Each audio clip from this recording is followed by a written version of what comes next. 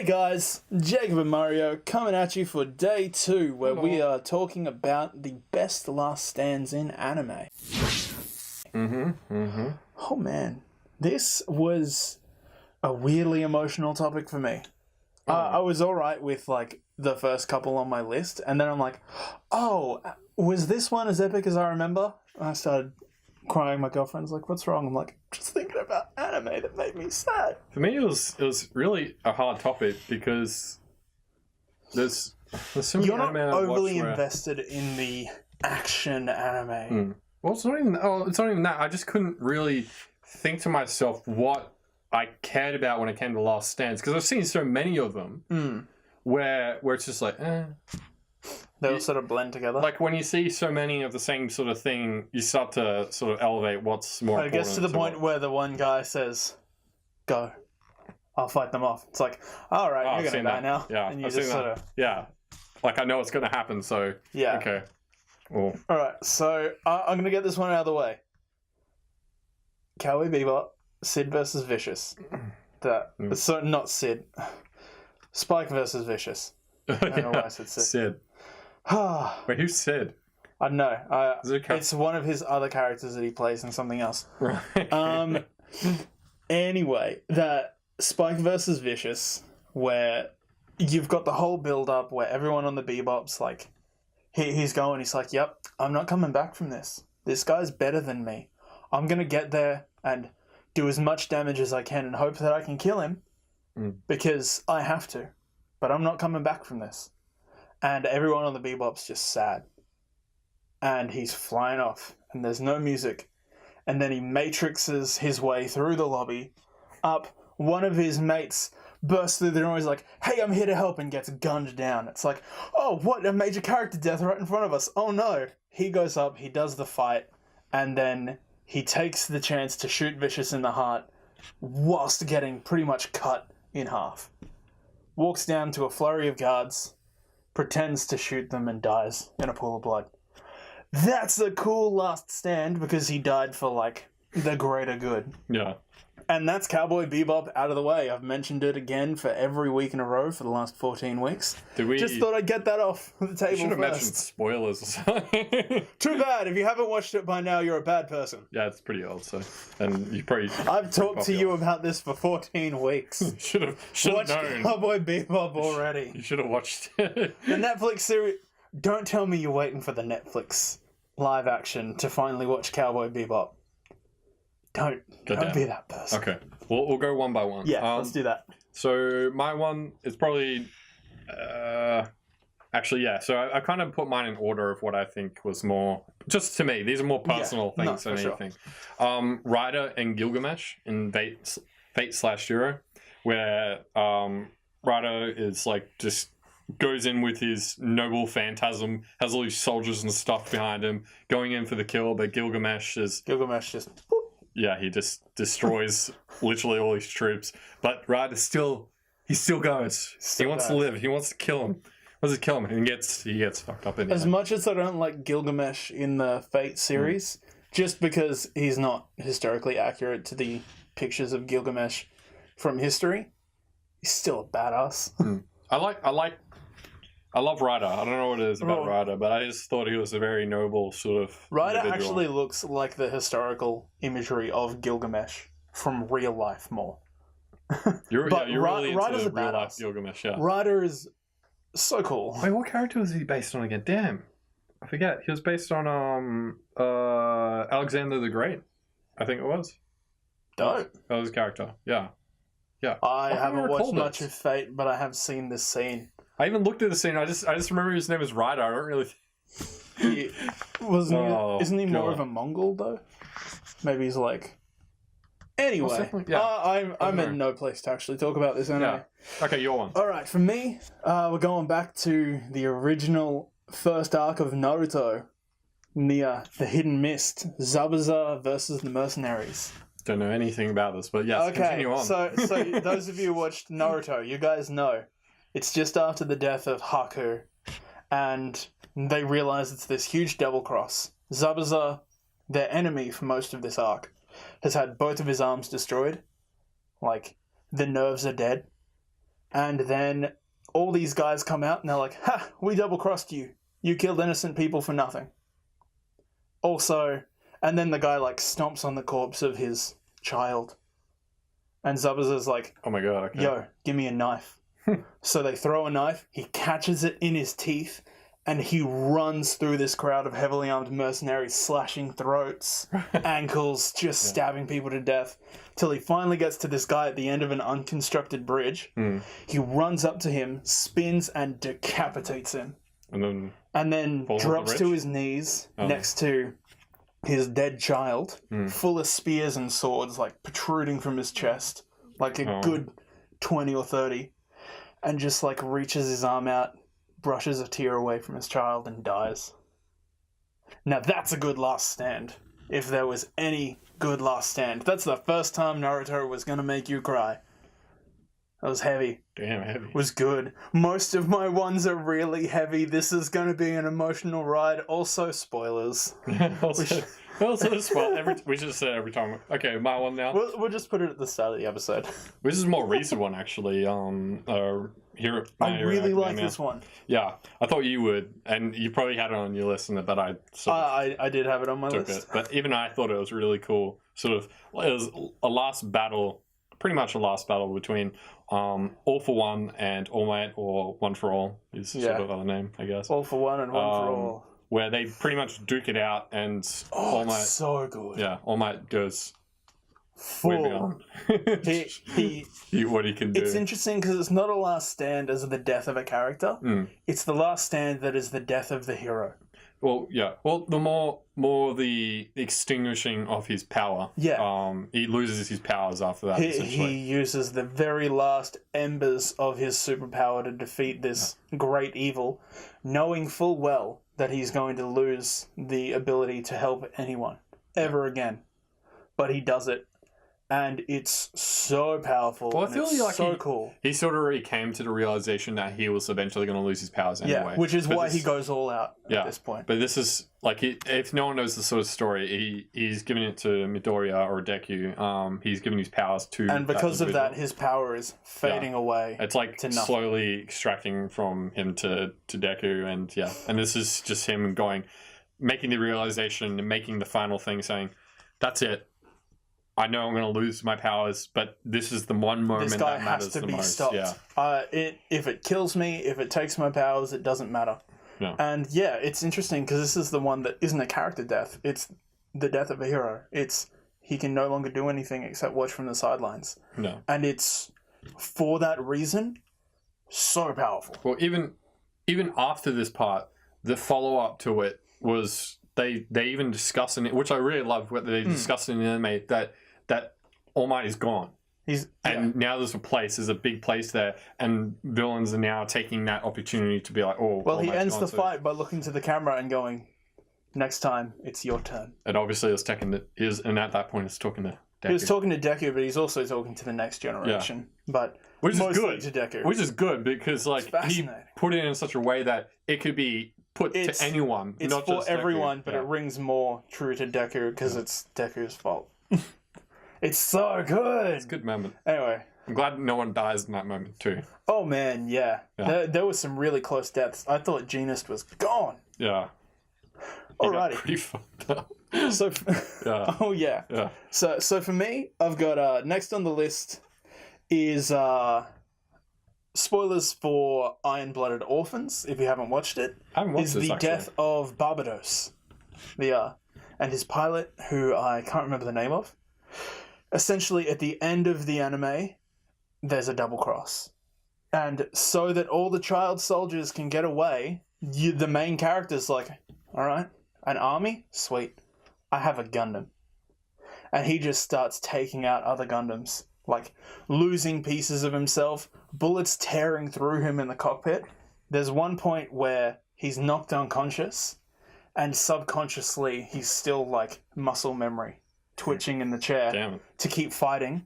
His eye has like exploded in just from the focus of the mental link. So he's hemorrhaging blood. He's just like, I have to save my friends. This guy like knocks the cockpit open and then fires into the cockpit, like shredding him. And he's like, I I'm gonna kill you because you're gonna kill my friends. And it just is him fighting until his friends get away, and he's like, sweet, and dies. Realistically, you probably would be dead after the first for couple sure, of but it's that like... But it's a good... It's that... It's similar... This is what anime's for. It's that I can't give up. Like, if I stop now, it's all for nothing, this entire show. And then, like, as he's dying, he's just sort of imagining his conversation with his friend who put him in this situation. He's like, yo, it's not your fault, man. It's sweet. I chose to do this. It's really, really cool. It's a good ending to the first season. I'm yet to watch the second one. I haven't even watched it yet. Iron-Blooded Orphans is amazing. It's way better than I expected it even to I be. get suggestions. Okay, last one for me, which... Because I love... So this is from One Piece, and I love One Piece. Yo. It's just... I don't know. I think I talk about it One Piece is amazing. You talk about One Piece almost as much as I talk about Bebop. Yeah, but One Piece is just... Everyone loves it so much, but I don't know. There's a special place in my heart because I've watched it so many times. But this point I'm talking about is when Whitebeard, during the Battle of the Best, he pretty much goes, everyone escape.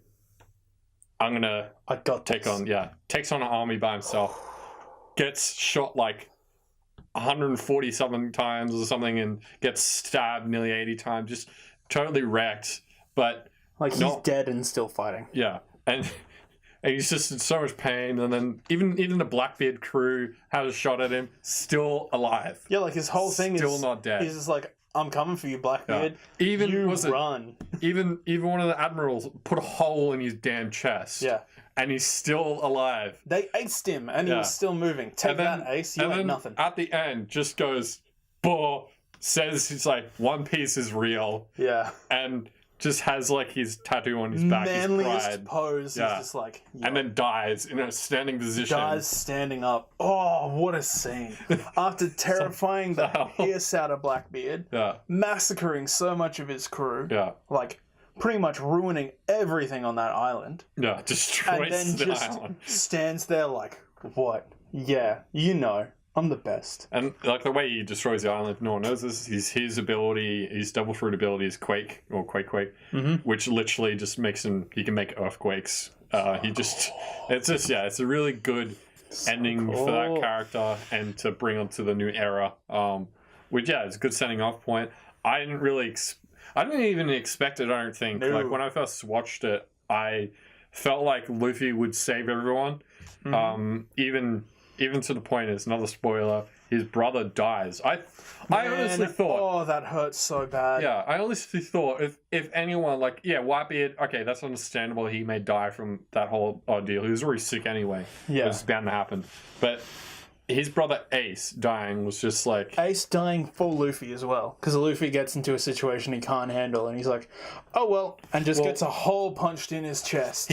He pretty much pumps himself. He was pretty much already broken trying to break out of prison. Yeah. And then, it was Impel Down, it's called. And then he goes to this, starts fighting still, and then he has to even get, was it Makarov? Is it Makarov? I think so. Yeah. Like Madame Makarov, who injects him with like this serum that increases adrenaline and stuff. But he's like destroyed at that point. Yeah. He finally gets to Ace, helps him out, runs away. Then his brother dies, and he just breaks. Man, that was one of the few moments in anime where I just bawled my eyes out. That was so powerful. Just him standing there looking at Luffy, like smiling, like, it's okay, man. I chose to do this. It's like, God damn it, why? Ace was so cool. You just had an entire arc building him into this badass. And then just, bam, gone. Even the aftermath, which was really good that they touched more about, it's like, well, Luffy, like, you're not alone. You have your crew. Yeah. Even he sort of forgot about with the whole Ace ordeal. Because he was split up from them. And then he realized, so he starts counting his fingers, like, his crew, his friends that are missing. That's a really good thing about. But his brother's dead, so you know.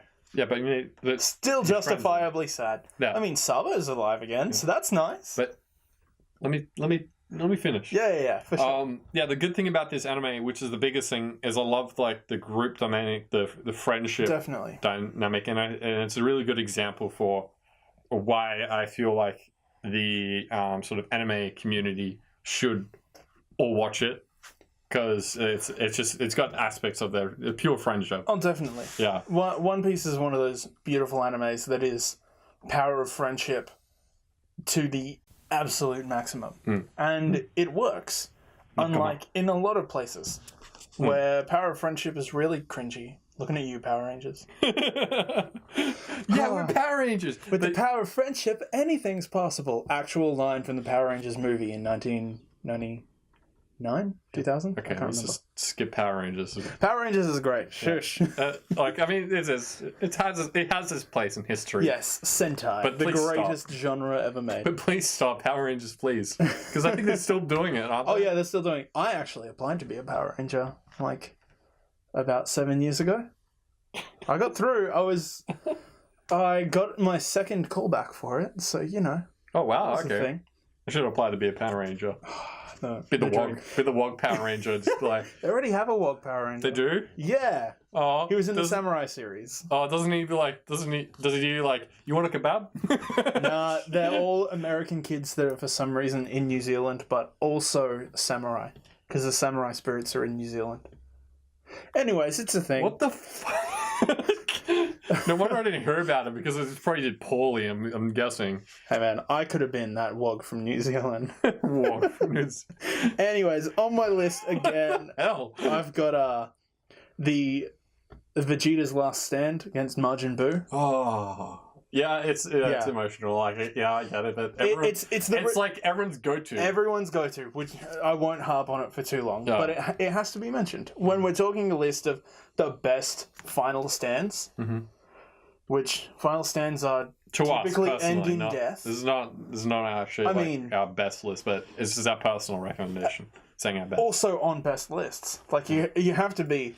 Well, yeah, it's on the best list because everyone talks about it. It has to be on there. Yeah, but it's also like one Whitebeard. It's a deeply emotionally compelling scene because Vegeta, his entire time, has been a heel. He's been a bad guy who only does the right thing because it benefits him. And then at this point, he's taken on Barbady's mind control to become stronger, and in the span of a single day, ruined the Tournament of Power, attacked and pretty much almost murdered Goku, murdered hundreds of innocent civilians, and then went, oh, my son, he's in danger. I've ruined everything. And he has this moment of clarity where he's like, I'm the worst thing in the world, but I have to stop this guy from killing my family. That's what switches them. And it's amazing, because that's the most intense and instantaneous, like, character growth I can think of. Because, yeah, he's just brooded, had this moment of absolute pure evil, and gone, oh, wait, but my kid. This is what... Like, it's like nothing to him to kill all these people, but when it comes to his family... He's probably murdered lots of people's children that day. Yeah. But no one's murdering his kid. So he punches Gotenks and neck chops Trunks and throws him to a weird green alien and explodes. Was it a Piccolo? Yeah. Weird green alien. It's a Piccolo. Weird green alien. Even I was confused for a second. I'm like, wait, what? Tall, bald man. He's like, take these unconscious children. I must go blow up. I mean, yeah, I'm downplaying it, but just so we can move on from it faster. But yeah, the last stand of Vegeta versus Majin Buu is one of those ones that you can never really overlook. Blitzing through my list, I've got Lock-On Stratus from Mobile Suit 00, his last stand. Right, another Gundam. Yep, another Gundam. Okay. Oh man, Gundam's rough. I don't really watch much Gundam. I don't know why. Mobile Suit 00 is probably the best one to jump into. I would say, personally. Yeah, it ends with this character Lock-On, been there from the first episode. His Gundam's destroyed. He finds himself on an asteroid. This guy's coming towards home base, and he can stop him. He's just got a, like, classic rocket launcher. And he's lining up that shot, and he fires. He hits him, and the guy just turns around and is like, alright, well, you're annoying, and obliterates him just in space. He's like, I'll do it for my friends. I've got this. Like, I'll buy you guys time to get away. Boom! Bang! Fires at him, destroys his asteroid. He's floating through space, bleeding out. The main character sees him floating just as a speck, and he's like, all right, I'm on my way. I got you. He's flying towards him just as this debris that was hit in the shot also explodes. It kind of sounds dumb to me because... So he's a couple meters away, reaching out for his friend, and he just gets... Wouldn't he realize that a rocket launcher probably wouldn't be enough to damage a Gundam? He fires it... I don't think I'm remembering right. He fires it through into like this enemy base armada thing. He does some damage. Okay. Like it's not just like a haha. I thought it was like one Gundam he shoots at, and it's just like, yeah, you did nothing. Now you did. There's like a there's this accelerator cannon that he hits. That it's a whole thing. Okay. But yeah, it's because the way you made it sound. Yeah, I didn't explain it very well. Okay. But yeah, it's just he's standing on an asteroid. He's like, this is for my friends. I'm gonna die because everyone's gonna shoot me, but I'm gonna do it. Bang. It's cool. And at the end of my list, because I'm going long, I watch lots of this sort of stuff. I'm also an emotional hack who pretty much cries at everything. But this one was worth it. For any of you who've seen Code Geass, you are cold monsters if the final moments of Rollo's life didn't just crush you. True. When he appears and Lelouch is like, what are you doing? I have nothing to live for. Nothing. Everything's ruined. He's like, well, I can't let you die. And he takes him away. And he's flying. He's like, Rollo, stop. You're going to die. Just let me die. He's like, I can't let you die. I have to protect you. He's like, why are you doing this? Because everyone in my life has emotionally abused me except for you. But maybe even you emotionally abused me too, but you made me feel like an actual person. So I don't mind dying so that you can live. And it ends with him just holding his little brother in his arms. And it just, like, sobbing. As his brother's like, did I do good? It's like, yeah, you did good. And episode ends, and it's like, why did you do this to me? Cameron gave me the Gundam, not Gundam, Code Geass DVDs. And I messaged him. I'm like, why didn't you tell me that happens? You're a bad person. I hate you. I don't want to talk to you for a couple days. I was so upset. But yeah, like, that might be my favorite Last Stand out of all of them. Yeah, definitely for me, Whitebeard. Yeah. Obviously. For sure. Yeah.